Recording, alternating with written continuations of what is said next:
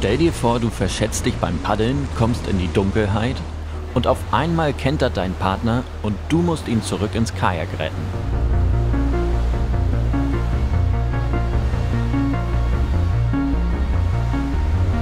Sitzt deine Rolle auch im Dunkeln bei Wind und Wellen? Und wie lange kannst du in diesen Bedingungen die Luft anhalten? In diesem Video probiere ich das aus, was nie passieren sollte.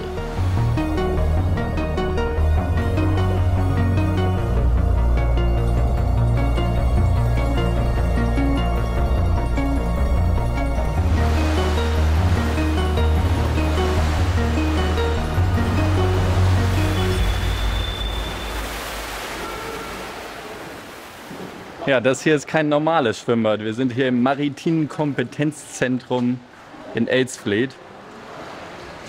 Und Matzo von Kajak Nordsee macht hier heute einen Kurs. Zuerst zeigt uns die Anlage, was sie kann. Neben verschiedenen Wellentypen können im Trainingsbecken auch Wind, Regen, Dunkelheit und Blitz und Donner simuliert werden.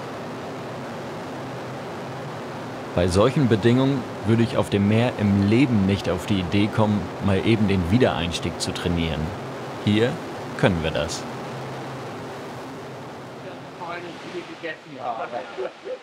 Micha, wie war das für dich? So, du freust dich drauf? Ich habe überhaupt keine Vorstellung, was auf mich zukommt, aber ich freue mich drauf. Ich fand's ganz geil. Als es dunkel wurde, habe ich mir gedacht, das wird lustig, wenn ich da drin sitze gleich.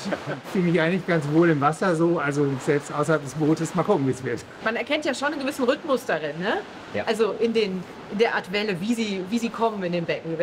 Also mir gibt es gerade Sicherheit, aber das kann auch nur eingebildet sein. Also Nico hat zum Beispiel jetzt eine Welle eingestellt, die an die Seite kommt, Ja. und dann prallt die in die Mitte. Das ist so ein Genau. bisschen das Kappelwasser. Aber Nico hat auch so, wir haben schon besprochen gehabt, dass ihr zwischendurch, mal, wenn ihr euch eingefahren habt, auch mal eine lange Welle kommt zwischendurch, damit ihr so auch, dass ihr keinen Rhythmus erst so erspüren könnt und dann wie so auf dem Pferd immer mitgehen könnt, sondern dass ihr auch mitgenommen Bis werdet. war alles gut. Christian, wie war das für dich? Von außen betrachtet ganz cool, aber man weiß immer mehr, wenn man im Wasser sitzt. Aber es löst bei euch kein so, oh Gott, Beklemmen aus, sondern eher eine Freude. Rein damit. Sauber. So, die erste Übung wird sein im Wasser, dass ihr dann versucht, wenn ihr im Boot drinnen sitzt, einfach die Beine raus und euch erstmal auf dem Sitz dreht.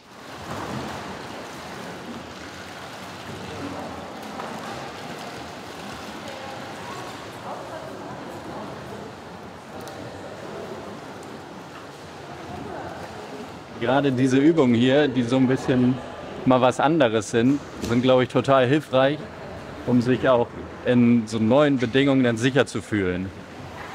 Und dafür ist das hier, glaube ich, richtig gut. Also auch wenn irgendwie Übungen erstmal so ein bisschen blöd aussehen, von außen hilft es total, um da mit Sicherheit zu kriegen, weil man das Boot einfach nochmal in einer ganz anderen Möglichkeit kennenlernt, wie man das sonst gar nicht hat.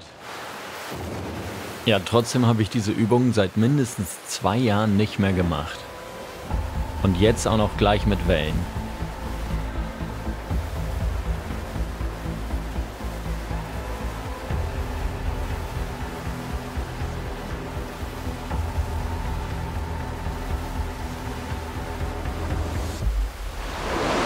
Heike, schaffen wir das auch jetzt auf Ablanddeck bei den Übungen? Wir probieren. Hinten drauf direkt. Durch den höheren Schwerpunkt ist es oben auf dem Achterdeck viel kippeliger.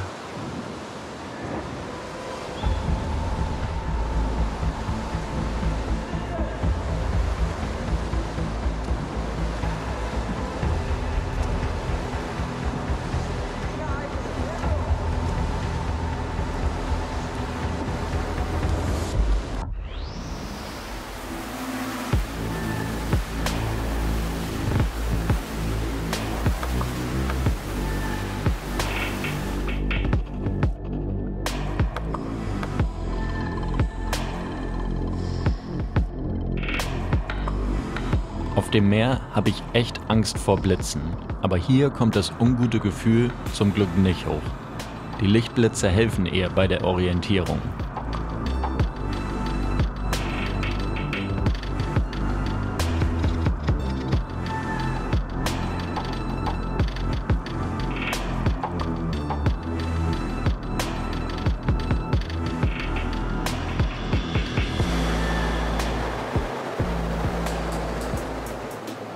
Das hilft hier richtig, um die Ruhe in den Kopf zu kriegen, auch wenn mal andere Bedingungen sind, die man sonst gewöhnt ist.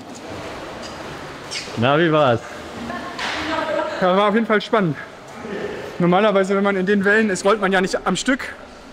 Deswegen war das total geil, das einfach mal wieder und wieder und wieder und wieder. Ne? Und das ist schön, auch mal so ein paar Rollen, die man so im Schwimmbad geübt hat, im bewegtem Wasser auszuprobieren. Das ist immer noch mal was ganz anderes. Also das ist schon super. Ja, ich finde, den Wind, den hat man gar nicht so doll gemerkt, ne? Nee, also du hörst ihn hauptsächlich, finde ich. Ne? Das ist viel mehr. Also du hast diesen Lärm, der da ist. Und es ist mehr so eine sanfte Brise, die dich abkühlt. Auch die Dunkelheit, finde ich, ist von hier oben dunkler, als wenn man unten im Wasser ist. Da hat man ja eh immer das Gefühl, wo ist mein Boot, wo bin ich? Das passt da automatisch und dann geht das irgendwie ganz entspannt. Also das finde ich gar nicht so schlimm. Und wie war das, im Dunkeln dann mal ins Wasser zu fallen? Ich hatte es einmal, da bin ich ins Wasser gefallen und dann musste ich kurz das Boot suchen. Dann kam der Blitz, ich sah das Boot, bin hin und dann ging es auch wieder. Und sobald ich das Boot greifen kann, weiß ich ja, wo es ist, kann irgendwie wieder rein. Ne? Ja. Hast du ja genug Technik, aber in dem Moment, wenn das Boot weg ist und du da alleine im Wasser bist, das ist krass. Im ersten Durchlauf trainieren wir alle die Selbstrettung. Cowboy-Einstieg erst bei Licht und danach im Dunkeln.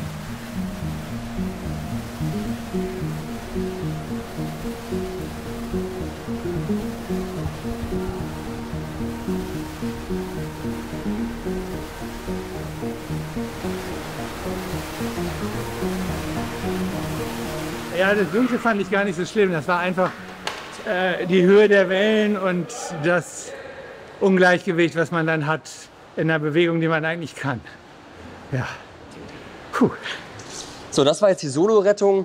Das ist Übung, ne? Das merkt ihr auch. Je öfter ihr sowas macht, umso mehr Feeling dafür bekommt ihr für die Solo-Rettung. Weil technisch kann man da nicht großartig was erklären. Außer, dass ihr das Paddel gerade an der Endposition, wenn ihr ins Boot drinne sitzt, auch benutzt. Viele von euch lassen es dann vielleicht los und dann hast du die Halte nicht mehr. Sondern wenn ihr drinne sitzt in dem Boot, dann paddelt ihr und versucht die Beine ranzusetzen. Wenn das Bäuchchen im Weg ist, dann müsst ihr euren Weg finden dafür. Wir gehen jetzt in die Partnerrettung rein. Einer ist im Wasser gleich.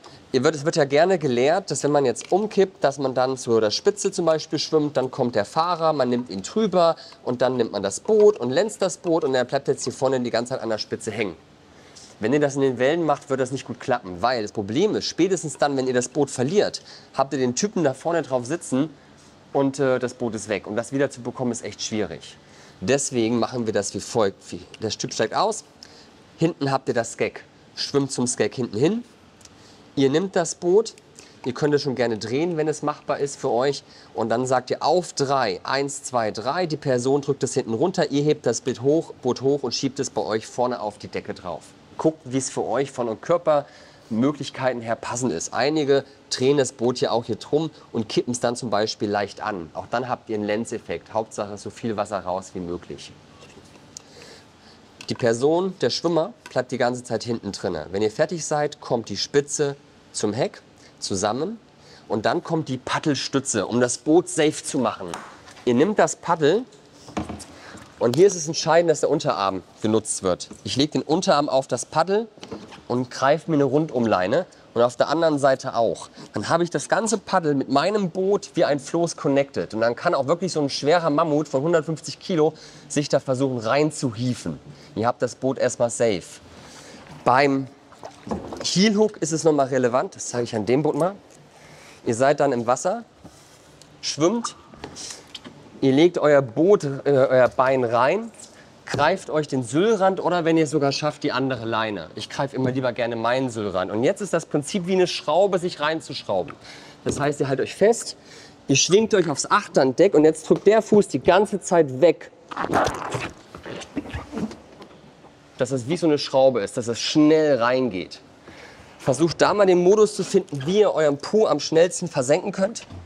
Hier drinnen. Fuß wird gegen die Schottwand gedrückt. Ich bin hier unten. Hochziehen aufs Achterndeck. Und beim Schrauben geht mein Po schon rein. Und ich sitze und der Partner sitzt sicher das Boot die ganze Zeit von vorne.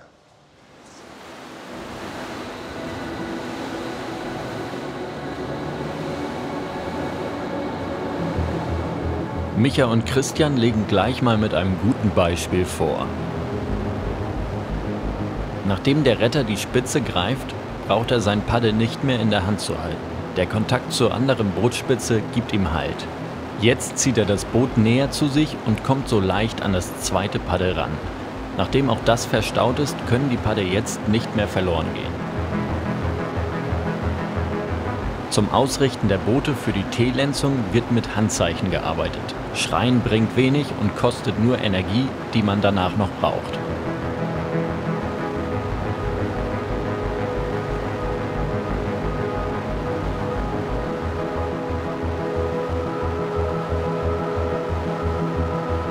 Beide dürfen nie den Kontakt zum Boot verlieren. Hier sieht man, wie wichtig die Rundumleinen sind. Sobald das Kajak für den Einstieg richtig ausgerichtet ist, holt der Retter das zweite Paddel wieder raus und benutzt es als Stütze.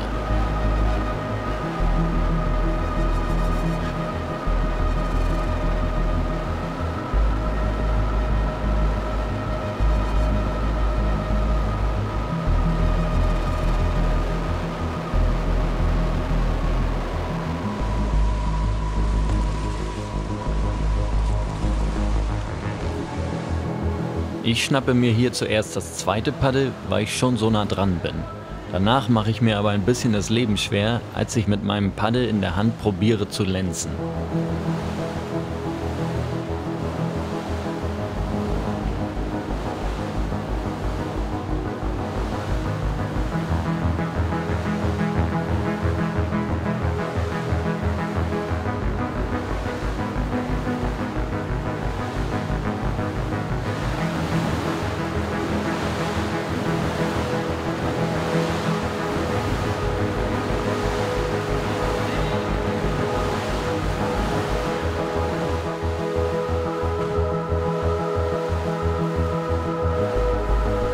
Als letztes sollen wir noch den Wiedereinstieg unter Wasser machen und durch spitze Reichen wieder hochgeholt werden. Das ist bei den Bedingungen echt beängstigend.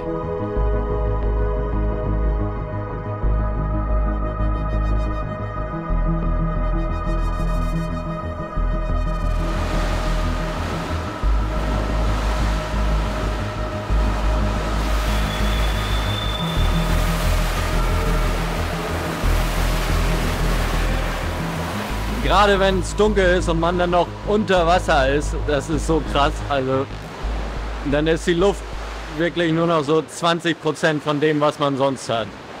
Ja, habt ihr das schon mal trainiert, im Dunkeln bei Wellen unter Wasser zu rollen und einen Wiedereinstieg zu machen? Würde mich mal interessieren. Schreibt das gerne mal in die Kommentare, wenn ihr es schon gemacht habt.